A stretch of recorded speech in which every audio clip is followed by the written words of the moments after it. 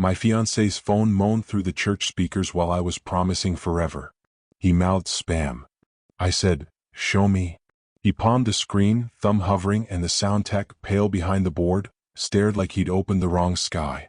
The room kept breathing because people don't know how to stop breathing just because the truth walks in with muddy boots. I held out my hand.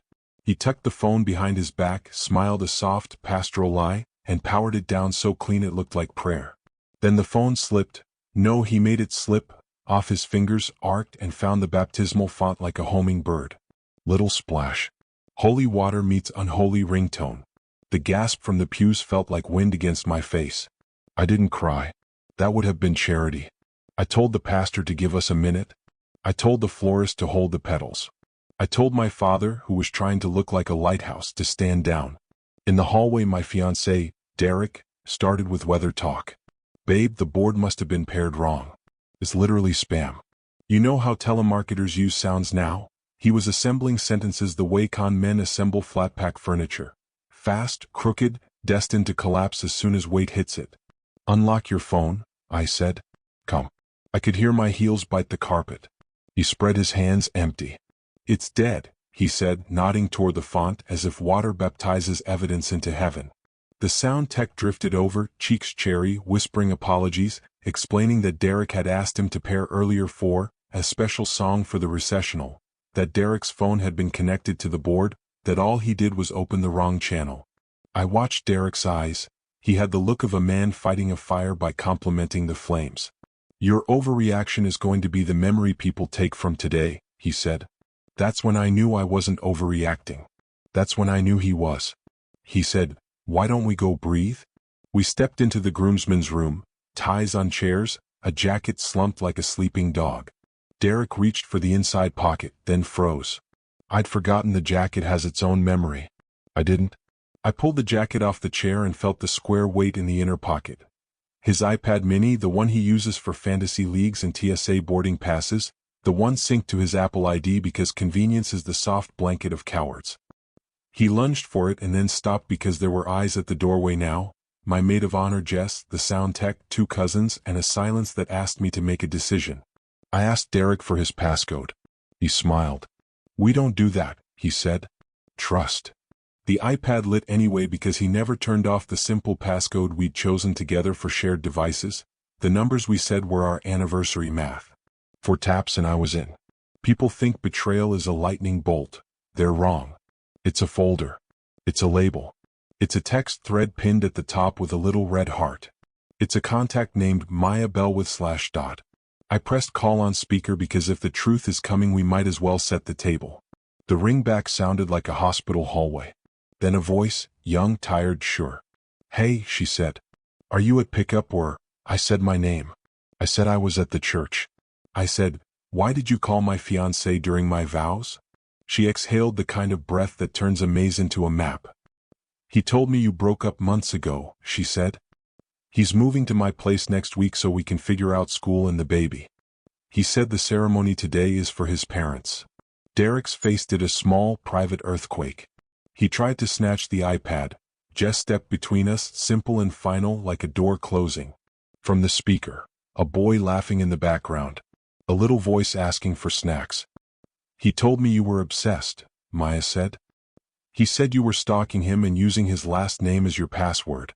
He said you would try to ruin things." I didn't have a speech ready because theater requires rehearsal and I'd only known my role for 2 minutes. "He lied," I said. "No," she said gently. "He strategized." I ended the call before I poured my whole life into a stranger's ear. I looked at Derek and treated his silence like a confession. "We're stopping this," I said. He said, "No," in that small, terrified, controlling way men say no when what they mean is I'm losing the audience. I walked back toward the sanctuary because if an ending needs witnesses, it's because the beginning had them too. Pastor Lee saw my face and started composing a blessing in his head. I beat him there. "Thank you for coming," I said to the room. "We're not doing this." I didn't explain. I didn't list receipts. I didn't auction the future for applause. People stood like a forest does when wind changes direction, rustle without moving. His mother said, "Honey, let's not make a scene." and I almost laughed because the scene was already a finished painting and we were just arguing about the frame. My father reached for my hand, and the grip was less lighthouse and more lifeline. Derek tried last-ditch tenderness, which is the cheap kind. "Let's talk privately," he whispered, eyes wet like polished stones. I said, "We just did." The florist started quietly packing. The sound tech shut down the board like it was a bomb he'd defused. The photographer lowered her camera as if images might be destructive now. I walked to the lobby, stripped the bouquet for parts, kept one stem. Derek followed, listing reasons. His mother's blood pressure, his father's temper, financial penalties for canceling, how we'd look, how he'd look, how the narrative might be misinterpreted by people who weren't in the room when the water smiled and ate the phone. In the lobby, I handed Jess the iPad like it was a warm animal, precious but heavy. "Change the iCloud password," I said. "Save everything." Then to Derek, "You have an hour to get your things out of my apartment. After that, a locksmith meets me." His jaw set. "You don't mean that." I nodded. "I mean that," I said, and I meant it so thoroughly my bones agreed.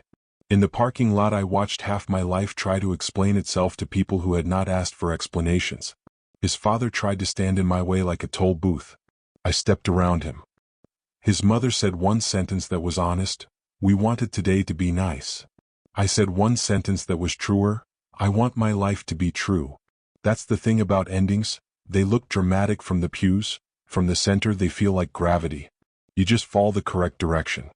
In the car, I locked the iPad behind a code he didn't know and took photos of everything you would take photos of if you stopped a wedding in sunlight. The dress in the seatbelt, the unpinned hair, the bouquet stripped to a single survivor. I drove to the apartment we'd decorated like a promise and started packing a suitcase for him, hands steady, mind colder than winter glass. Jess arrived with backups, screenshots, emails, calendar entries that overlapped like tire tracks. I found a folder labeled "After" in his Gmail. Inside, an email draft to his best man, explaining that the plan was to get this done for the family and handle the paperwork after the honeymoon so it doesn't look like a panic. There was a spreadsheet. There are always spreadsheets. It had columns labeled cost, narrative, exit. If you're waiting for me to scream, I didn't. I cleaned.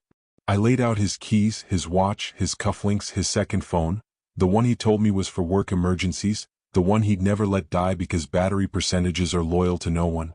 I turned it on and watched messages populate like weeds after rain. Maya wasn't the only name. There never is just one name when the ringtone is curated and the Bluetooth is rehearsed. But only one name mattered because her life had already braided with his school schedules, doctor appointments, ultrasound photos, a little blue backpack with a dinosaur on it. I've seen lies. This was infrastructure. I sent Derek one text: "Your bag is ready. You have until 3. He knocked at 2:58, eyes bloodshot with the burn of a narrative failing to convert. He said he loved me. I said love doesn't draft exit strategies. He said I was cruel. I said cruelty is inviting me to a wedding you plan to nullify for optics. He grabbed the suitcase and tried to make himself larger at the door. I watched him shrink anyway. When he left, the apartment took a deep breath it hadn't taken in months. By 5 p.m., I'd frozen the joint account we'd opened back when we thought merging money was also merging morals. By 7, I'd scrubbed my name from the utilities he set up in his email. By 9, I'd written to the venue and vendors, clear, concise, asking for cancellations I thought I'd never ask for. Pastor Lee replied with a blessing that felt like water poured over a fire, not to put it out, but to consecrate the steam. Jess stacked the screenshots into a folder marked just in case, and I stared at my reflection in the black TV screen and saw someone I trusted for the first time that day. If you want screenshots, say proof, and I'll blur what needs blurring and post what needs posting. If you want the baby steps I took between a moan through a soundboard and a door closing with finality, I'll walk you through each footprint. I didn't marry a liar. I married the only person in the room who wouldn't lie to me ever again, the woman in the glass. He said I was dramatic when I canceled the wedding. The spreadsheet said I was late. The folder named After had cousins, bridge, between, buffer. There was a note to himself about containing fallout and respecting optics. That's not romance, that's branding. I printed everything, not because paper makes lies true but because it makes them physical enough to weigh. I set the stack on my dining table like a brutal centerpiece and called 3 businesses: my bank, a locksmith, and a lawyer. I was done with speeches. I wanted signatures. The bank was polite in that precise way people are when they feel your hand shaking through the phone. We can put a freeze on the joint account for 72 hours pending review, the woman said. We'll flag unusual activity. I told her unusual activity looked like lies that learn math, and she laughed in a way that said she'd heard weirder on a Tuesday. I asked the credit card company to issue a new number. I asked payroll to reroute direct deposit to an account with my name only. I drafted an email to the venue that made no jokes and asked questions about deposits I'd assumed were wedding confetti, not legal tender. The locksmith met me at 10 a.m., his van a promise with a ladder. He changed the deadbolt like a surgeon, quiet and exact. He didn't ask why. He didn't need the soundboard story. He saw the dress bag slumped in the hall and looked at me like I was a weather system that had just rolled through. New keys in hand, I went room by room and removed what belonged to Derek with a curatorial ethics you only get once. I bagged his things, labeled them, photographed the pile, and texted him a pickup window I would not be present for. There's control and then there's custody. I chose custody. At noon the lawyer called back. Her name was Sloan, voice calm like a clean line on a page. You're not married, correct? She said. Correct. She explained cohabitation agreements, how leases love clarity and hate drama, how joint purchases become evidence with receipts. Do you want to pursue any civil angle related to fraud or interference? She asked. I thought about going nuclear.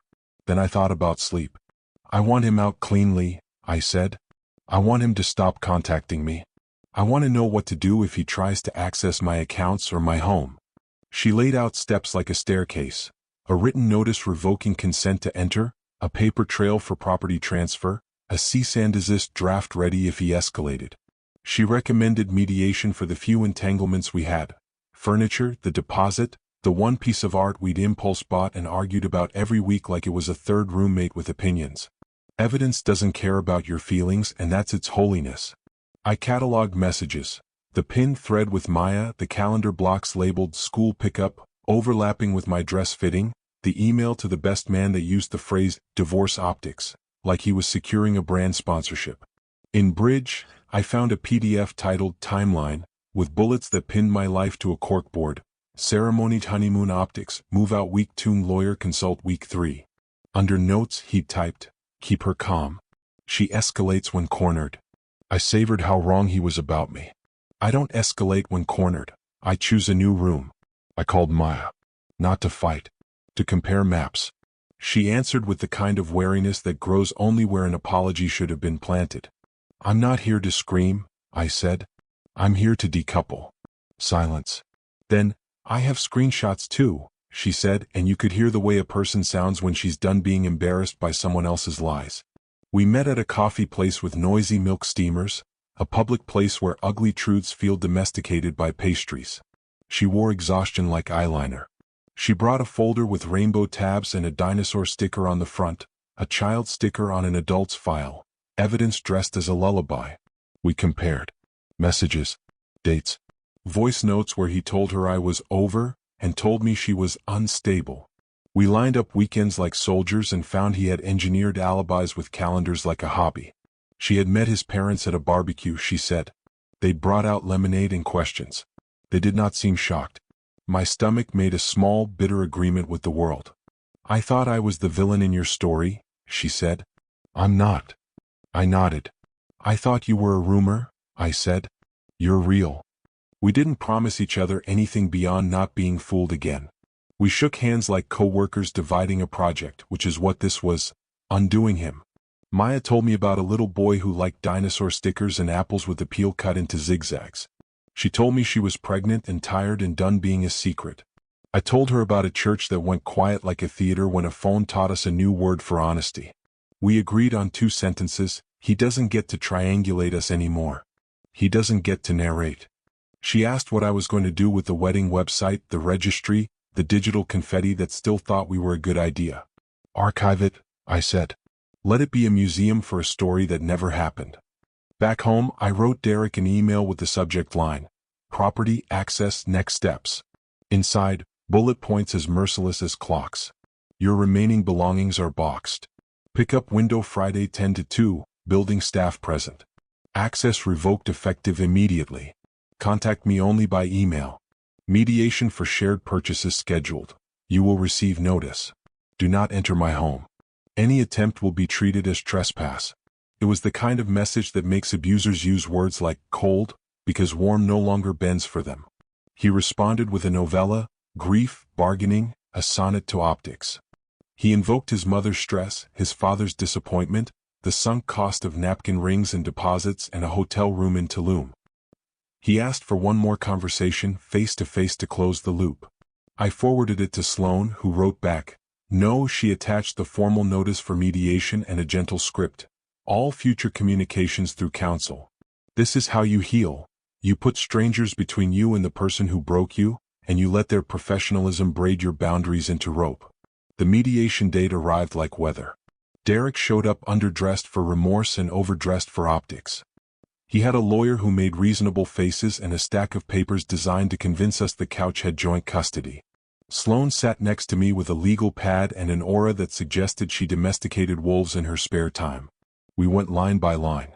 Deposit split. Furniture itemized. Photography package refund. The painting he wanted because it meant a lot found a new home with me because meaning had moved. He tried to wiggle around the joint account freeze like a snake testing fences. The mediator, a woman with a voice like a ballast, redirected him to the numbers in front of us, not the feelings he wanted to weaponize. At one point, Derek leaned toward me, eyes soft with nostalgia like it was a coupon he could redeem. "I did love you," he said. I let the sentence sit, unthanked, uneaten. "No," I said eventually. "You loved what I made you look like. You should have seen the way that landed." He blinked like a man adjusting to unfiltered light. The rest was arithmetic. The rest was signatures. The rest was paperwork teaching the future how to say my name without his attached to it like a shadow.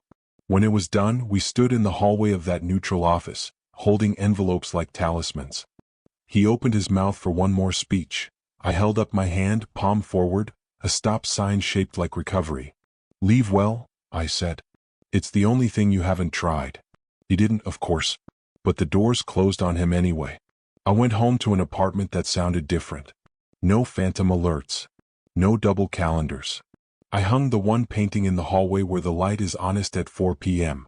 I slept on my side of the bed that night and realized the whole bed was my side. Morning came and asked for coffee. I gave it coffee in silence and a list. Return the dress, cancel the honeymoon, change the passwords again just because it feels like scrubbing. I opened the file on my desktop labeled just in case and made a new folder named Done. I dragged everything inside and closed the lid. If you want the receipts, say proof, and I'll share what legally makes sense to share. If you want the checklist I built at 3 a.m., how to freeze, who to call, what to say, I'll post it and pin it. If you're in a room where the music is wrong and the faces are telling you to smile anyway, consider this permission to pull the plug. A wedding is a stage, character is backstage. The soundboard told the truth first. I followed it.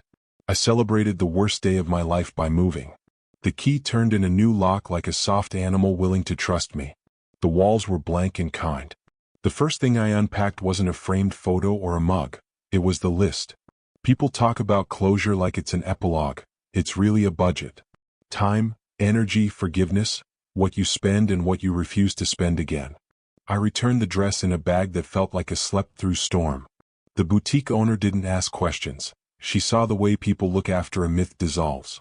I took store credit and bought a jacket with pockets deep enough to hold a future.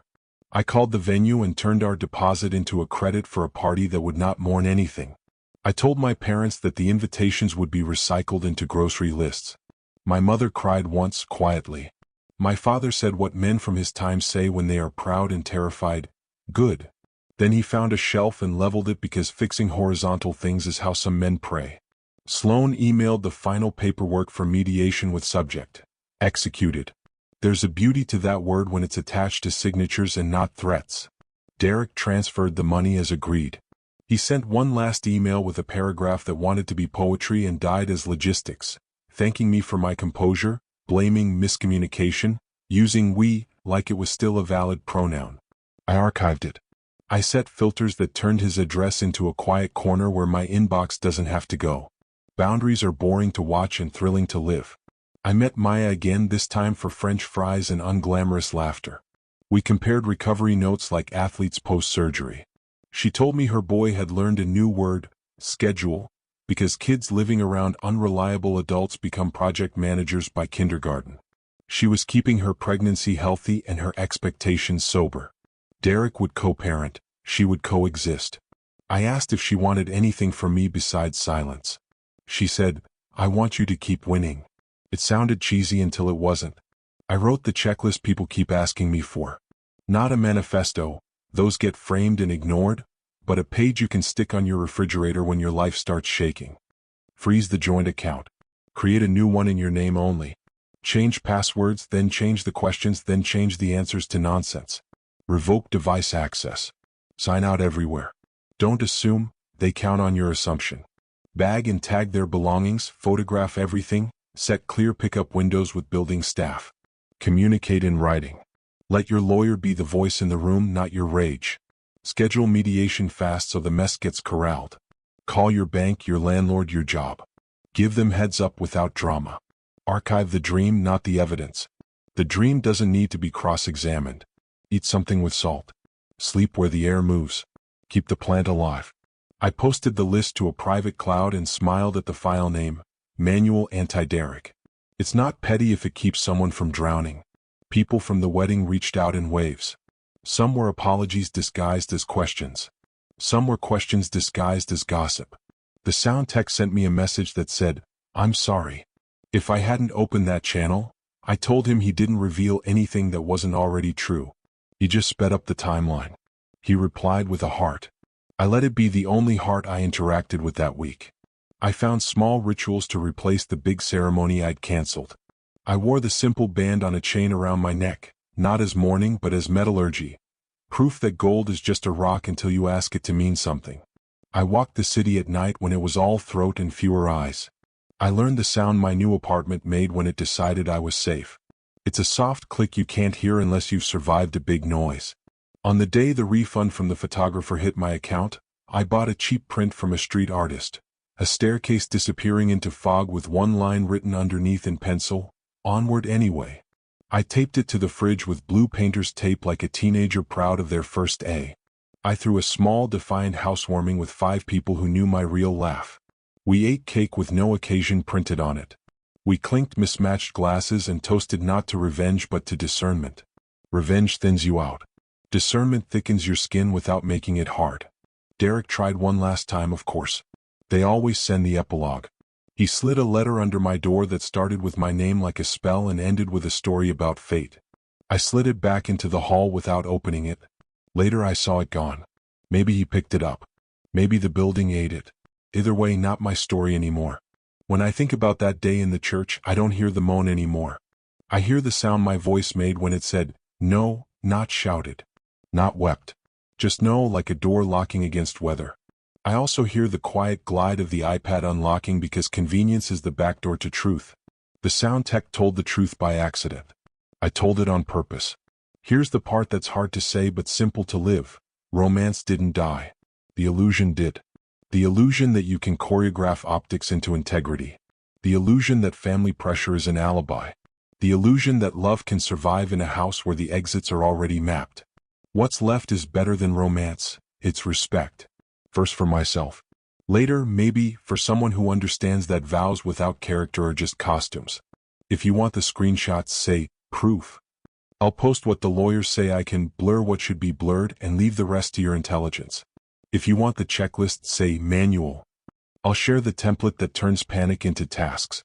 If you want the soundboard story for your friends who love drama, tell them the truth. A ridiculous ringtone saved me from a ridiculous marriage. The rest was just paperwork and grace. I didn't marry Derek. I married time, and time is faithful. I didn't keep the venue. I kept my voice. The dress is gone. The jacket with deep pockets stayed. The ring on the chain is a souvenir, not a shackle. And the first yes I give this year is going to me.